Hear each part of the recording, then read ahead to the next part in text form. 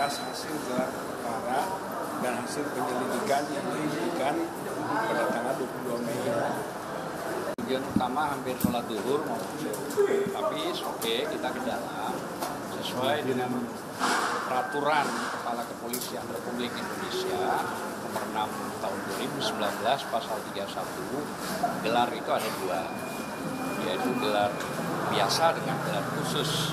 Nah, karena diperintahkan di situ, maka ditampilkan surat adanya gelar khusus tentang bagian penyelidikan, kan begitu. Nah, saya akan mengutip satu karena saya Muslim, saya mengutip ayat 260 Al-Baqarah.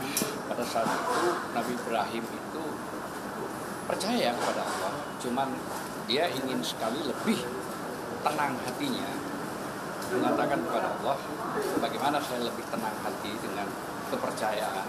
Katanya Allah, ambillah 4 burung cincang, begitu mati ke 4 burung tersebut, taruhlah di 4 bukit. Setelah itu nggak lama kembali lagi. Akhirnya apa kata Nabi Ibrahim? Saya merasa tenang karena ada bukti yang ada. Nah, rakyat ini butuh ketenangan dalam konteks ini. Nah, ketenangan itulah yang paling mahal di hadapan manusia. Saya kira mungkin lebih sedikit lengkapnya soal pengajuan sekarang ini tentang gelar khusus Bang Fadilah. Terima kasih. Ya. Pada prinsipnya. Pak, HP Pak. HP-nya Pak. Pak, HP-nya Pak. Pak, HP.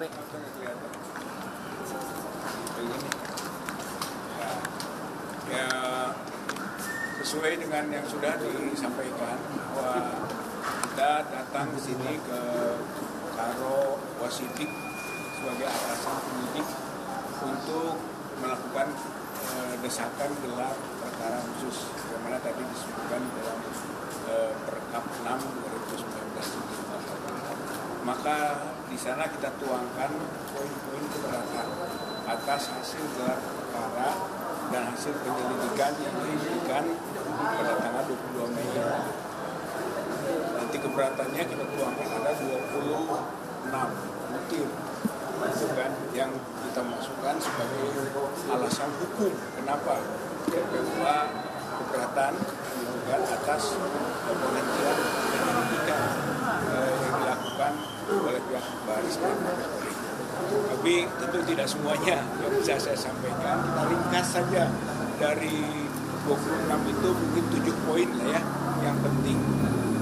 Yang pertama adalah bahwa surat ke Karo Wasidik ini ditembuskan ke Presiden. Kita tembuskan juga ke pimpinan DPR RI. Kita tembuskan juga ke Kejaksaan Agung, ke Kepala Baris Krim dan Irwasum. Kan? Jadi ini ditembuskan. Nanti kita harapkan bukan hanya Karo Wasidik yang tahu, tapi seluruh elemen yang bisa menentukan dan membantu proses kejujuran, keadilan, kebenaran dalam mengungkap dugaan ijazah palsu Jokowi.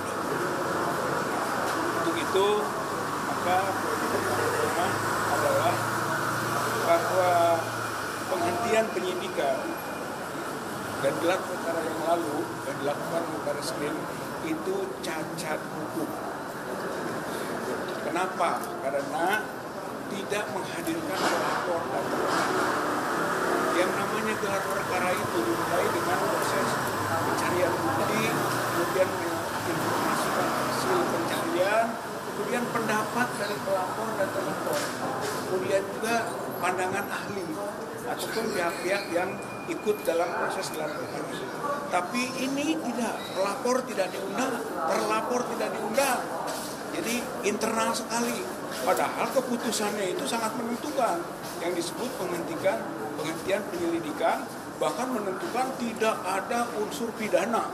Saya kira itu adalah keputusan yang sangat fundamental dan itu harus dalam gelar perkara yang dihadiri oleh pelapor maupun terlapor. Saya kira ini faktor pertama. Kita menilainya ini cacat hukum. Nah, kemudian yang kedua, bahwa proses penyelidikan itu tidak tuntas atau tidak lengkap. Kita punya ahli Dr. Rismond dan Dr. Roy kan? Dan itu masuk dalam bukti-bukti kita, masuk itu dalam bukti-bukti yang diajukan oleh kita. Tapi tidak pernah diperiksa, tidak pernah diminta keterangan. Pasti tidak lengkap itu hasil penyelidikan secara keseluruhan. Satu. Yang kedua, tidak meminta keterangan Kasmujo dan tidak meminta keterangan Pratikno, gitu kan? Dua tokoh ini di samping krusial juga telah diduga ikut serta dalam proses yang kemudian kita duga ijazah palsu Joko Widodo itu. Ya, sayang itu tidak diduga minta keterangan. Saya kira itu tidak lengkap jadinya. Yang ketiga adalah tidak diminta keterangannya Aida Granduri, putri dari Profesor Ahmad Sumitro yang waktu itu dekan Fakultas Kehutanan. Dia sendiri adalah alumnus Fakultas Kehutanan. Bukan Sumitro. Dia membuat surat gitu kan, bukti ini tanda tangan yang benar Profesor Dr. Insinyur Ahmad Sumitro. Gitu. Kemudian namanya Su bukan SOE. Nah, itu diajukan oleh kita ke Barreskrim dan itu menentukan sebab lembar pengesahannya skripsi Pak Joko Widodo itu tanda tangannya beda gitu dengan tanda tangan Sumitro, dan itulah yang diajukan oleh Aida Granduri. Oleh karena itu Aida Granduri harusnya diminta keterangan itu untuk sampai lengkap tuntasnya proses penyelidikan, dan itu tidak dilakukan. Maka ini kita sebut alasan kedua, tidak tuntas, tidak lengkap proses penyelidikan. Di samping yang pertama cacat hukum. Nah, yang ketiga adalah tendensius dan menyesatkan. Kenapa begitu? Itu kan menentukan identik, non-identik, gitu kan? Tapi ternyata disebut bahwa ijazah Pak Joko Widodo asli. Kalau asli otentik, bukan identik. Gitu. Oleh karena itu kita sebut ini ada penyesatan. Yang diperiksa identik, non-identik, yang disimpulkan asli. Itu bahkan di framing keasliannya. Saya kira ini sesuatu yang kita tidak bisa terima. Padahal kita juga bertanya bahwa identik itu dengan pembanding. Pembandingnya katanya 3 orang teman. Nah, kita tanyakan siapa 3 teman ini? Apakah dijamin bahwa yang dibandingkan itu ijazahnya asli? Kalau saja tidak asli, ya identik, tapi identik palsu. Padahal kami juga punya data. Pak Jokowi itu ya, ijazahnya nomor 1120. Sedangkan ada data lain ijazah nomor 115 dan 117. Dari 117, 115 dibandingkan 120 tidak identik.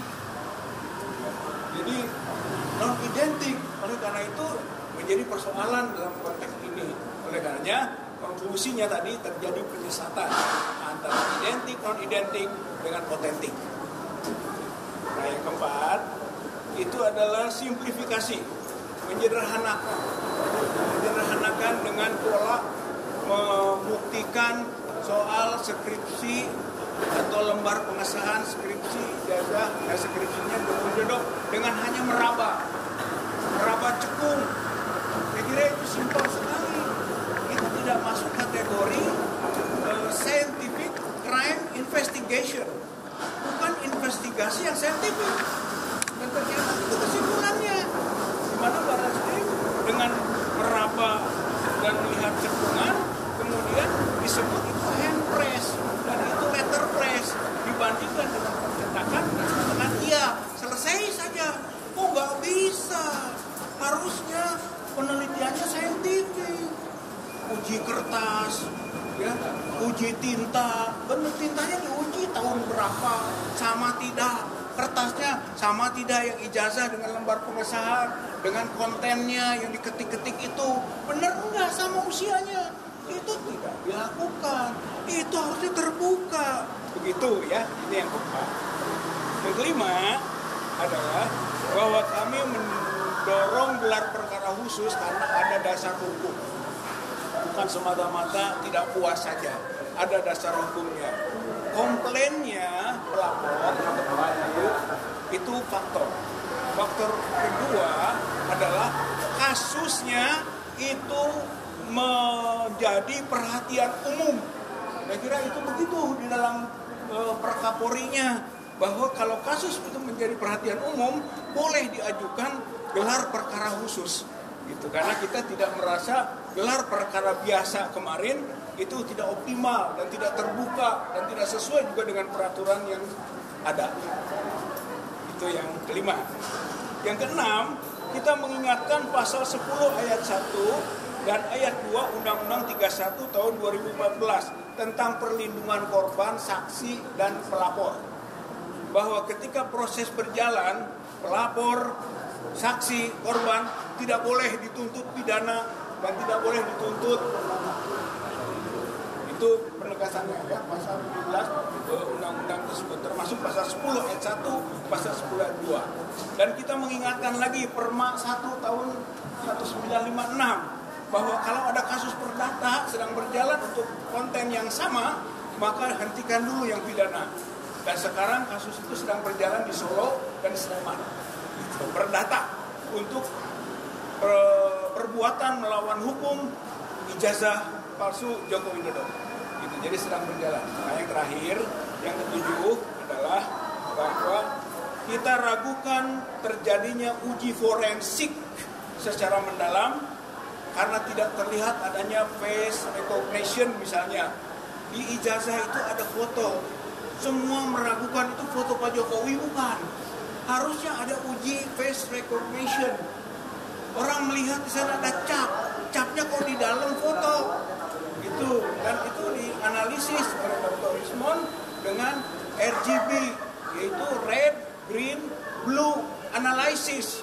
Gitu. Kesimpulannya, kok ada cap di dalam foto? Karena ini pertanyaan ini jelas. Oleh karena itu tidak diuraikan oleh Barreskrim kemarin. Maka menjadi pertanyaan serius bahwa uji forensik ini benar-benar dilakukan secara mendalam, secara saintifik, atau hanya sifatnya simpel-simpel saja. Tapi kesimpulan yang seperti mengikat secara hukum. Padahal untuk kondisi begini, kesimpulan itu tidak mengikat secara hukum, gitu. Sehingga tidak bisa digunakan oleh Polda Metro Jaya ketika melakukan proses tindak lanjut dari pengaduan atau pelaporan Pak Jokowi soal penghinaan atau pencemaran nama baik dan fitnah. Gitu ya. Oleh karena itu, maka kita menyampaikan dan akan juga mengadukan ke Irwasum. Satu lagi surat kita akan masukkan ke Irwasum dengan tembusan Wakapolri dan Ombudsman. Itu. Jadi insya Allah TPUA akan bergerak terus dan belum bisa menyatakan menerima bahwa ini selesai gitu dengan pernyataan Kabar Eskrim ataupun Dirpidum kemarin tanggal 22 Mei 2025. Saya kira itu penjelasan penegasan dari apa yang telah dilakukan. Sebentar ya. Kan ada 3 prisoners yang juga diperiksa dan juga dengan 13 lokasi yang sudah diselesaikan. Apakah dari Bapak juga itu catatan semua saksi? Bukan soal begitu, itu tidak terbuka.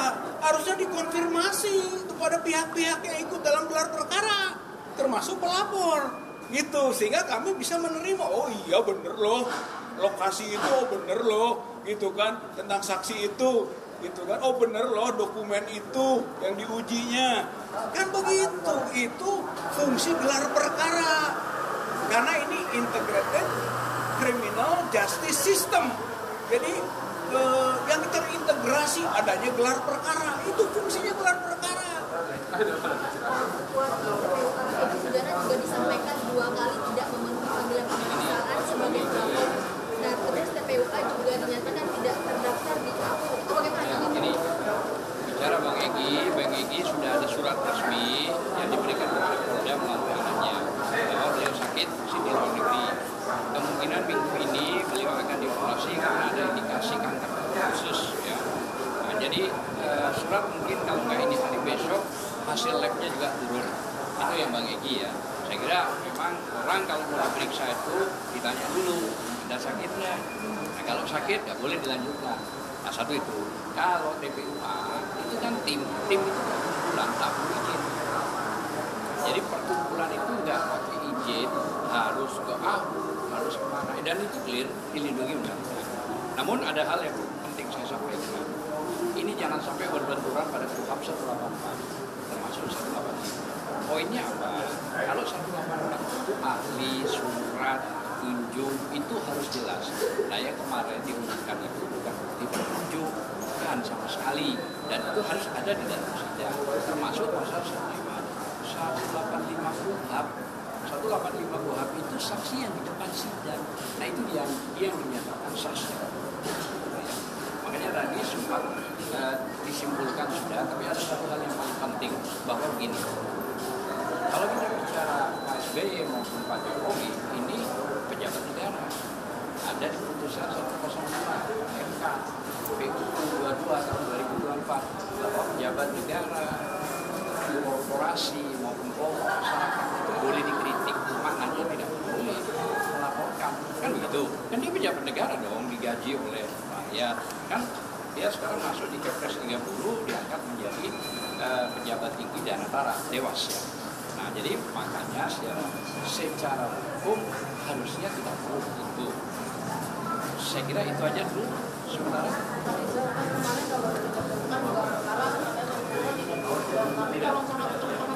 Tanya juga kita dapat saya dapat karena dikirim ke kantor saya ya, dikirim ke kantor saya tadi malam, sudah saya dihubungi dan saya sudah kirim juga ke anaknya Pak Egy bahwa intinya ya tadi dihentikan penyelidikan, ada sudah clear ya, surat itu clear dan tidak ada masalah. Namun yang menjadi masalah kenapa harus dihentikan penyelidikan, padahal tanggal 9 Desember itu sekarang kan anggapan kurang lebih lah berjalan itu.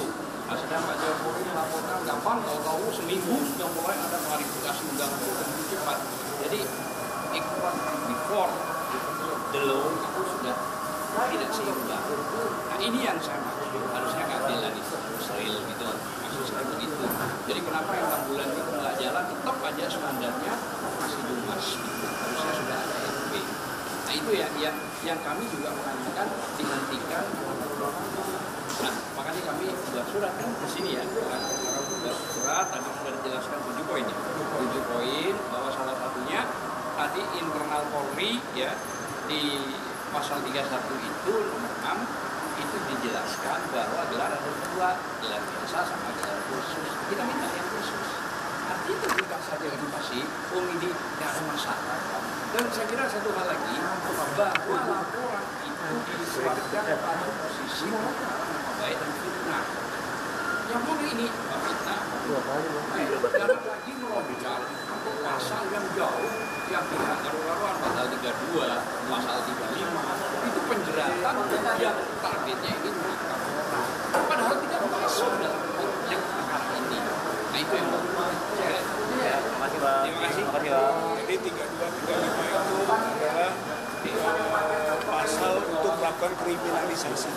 Kita di sini eksaminasi, tapi di Polda Metro Jaya itu kriminalisasi. Oleh karena itu yang tidak bisa juga kita terima itu, makanya dikritisi pemasukan pasal 32 dan 35 Undang-Undang ITE. Nah soal tadi yang saya bilang sedikit soal itu pendeskreditan ke TPUA itu nggak pantas diucapkan oleh seorang direktur tindak pidana umum Barreskrim. Dia tahu kita kan humas, pengaduan masyarakat. Selama masyarakat ada, mau berapapun jumlahnya, mau lembaganya apa saja, boleh. Kenapa mesti disinggung-singgung, tidak terdaftar di AHU?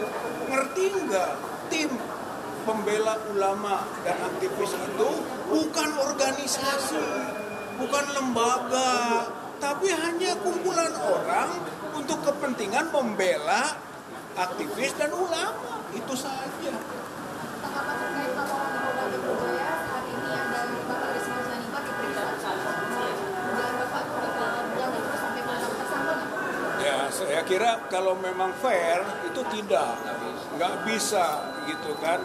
Satu karena memang masalahnya juga belum tuntasnya status asli dan tidaknya mengenai ijazah Pak Jokowi dan skripsinya ya, kita harus paketkan itu. Karena skripsi yang palsu tidak mungkin punya ijazah asli gitu. Jadi dua-duanya itu. itu belum ada kepastian. Kepastiannya itu di pengadilan. Itu putusan pengadilan menentukan asli tidak. Barreskrim itu tidak punya kompetensi untuk memutuskan asli dan tidak, makanya tidak bisa dijadikan landasan untuk proses di Polda Metro Jaya. Makanya tidak pas kalau dia menetapkan tersangka dan pasalnya pasal tidak bisa menahan. Pasal 310, 311 itu pencemaran nama baik. Pasal fitnah tidak bisa menahan. Kalau mau ditarik ke ITE pasal 27 tidak bisa juga tidak bisa. Tapi kalau dipaksa masuk ke tadi pasal 32 berarti ada kriminalisasi pemaksaan. Itu kan pasal 32, 35 boleh dibuka. Itu kan merubah-rubah, ya kan? Gambar ini dirubah, dihapus dengan berbicara. Itu tidak terjadi kepada siapapun. Gitu loh. Kalau sudah tidak terjadi kepada siapapun bagaimana? Apalagi kalau panggilannya itu setahu saya ya, itu tanggal 26 Maret 2025. Lah kalau Rismon, Roy, Tifa, pakai di sini, nggak ada di sini. Nggak ada di sini. Artinya harusnya membuat spesifik. Itulah membuat tanggal-tanggal juga dimasukkan. Tapi intinya, kalau ini pencemaran nama baik 311, kalau mau dikaitkan ke pasal 27A atau 1 yaitu DE itu pun juga nggak bisa. Artinya begini, kalau mau fair, ya udah proses hukum tidak apa-apa. Mari intelektual hukumnya kita jelaskan sudah tidak hasilnya. Itu aja lanjut. Thank you. Ya, makasih Pak.